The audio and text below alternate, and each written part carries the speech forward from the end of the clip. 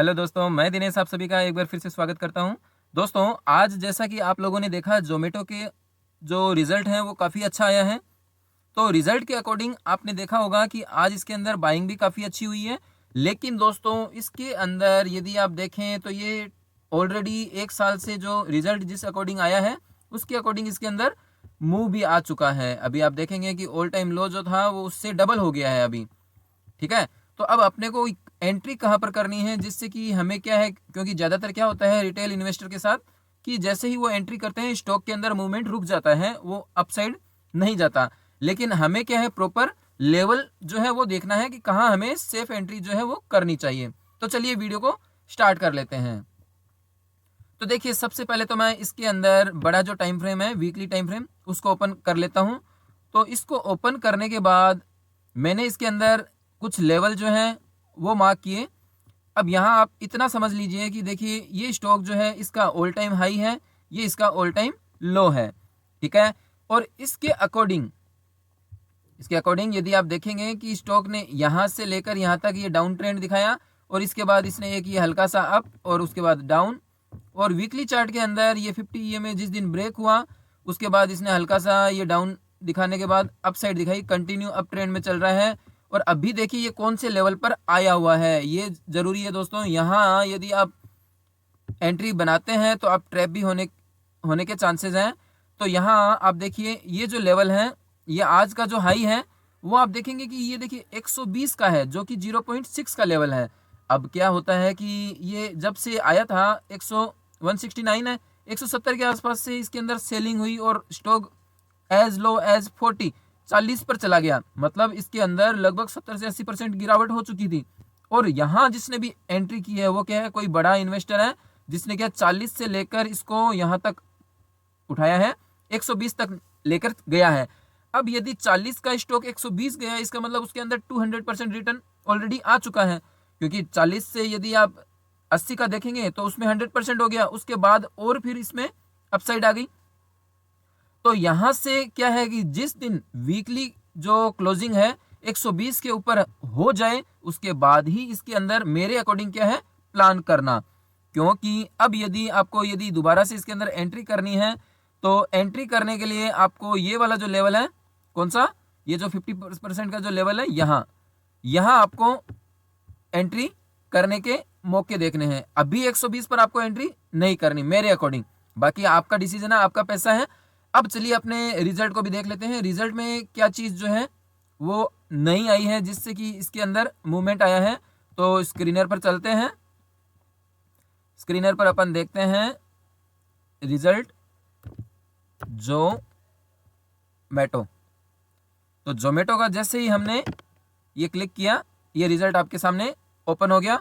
और यदि आप देखेंगे ROC he, return on capital employed, return on equity, वो क्या है, अभी भी नेगेटिव में चल रही है।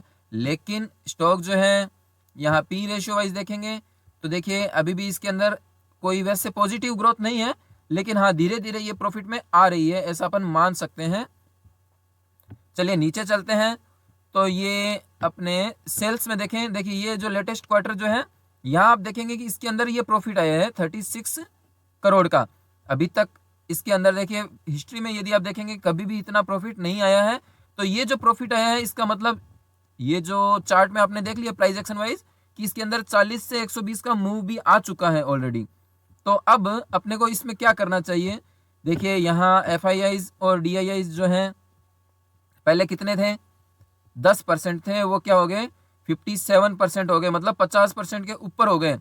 ये लोग जो हैं ये बड़े आदमी हैं। जब क्या है पब्लिक 84% थी, वो तो निकल गई, उसके बाद 33% बची और अभी 30% बची है। अब यदि कोई पब्लिक या रिटेलर इसको बाय करता है तो ये सेल कौन करेगा, ये वाला करेगा। FIIs जो है ये क्या करेंगे, सेल करके पब्लिक को थमा देंगे, फिर वो स्टॉक गिरने लग जाएगा। तो आप सोचेंगे कि हमने तो गलत टाइम पर एंट्री कर ली हमने। अब देखिए ये स्टॉक जो है इतना ज़्यादा कोई प्रॉफिटेबल नहीं है, लेकिन आने वाले टाइम में अभी 2 क्वार्टर का रिजल्ट आया है, तीसरे क्वार्टर का और आने दो, उसके बाद हमें क्या है, ये यदि 170 पर भी मिलेगा तो हम लेने के लिए तैयार है। लेकिन पहले इसको क्या है, प्रॉफिट में आने दो। और हाँ, जिन लोगों के पास ये ऑलरेडी है, वो क्या है, अभी इसके अंदर अपने लेवल का इंतजार कर सकते हैं। या फिर आप ये कहें कि ये जो 0.5 का जो मैंने लेवल बताया था, ये वाला, इस लेवल के यदि नीचे क्लोजिंग होगी तो आप इसके अंदर एग्जिट की पोजीशन जो है वो बना सकते हैं, क्योंकि ये दोबारा यदि नीचे जाएगा तो ये 85 के आसपास जा सकता है।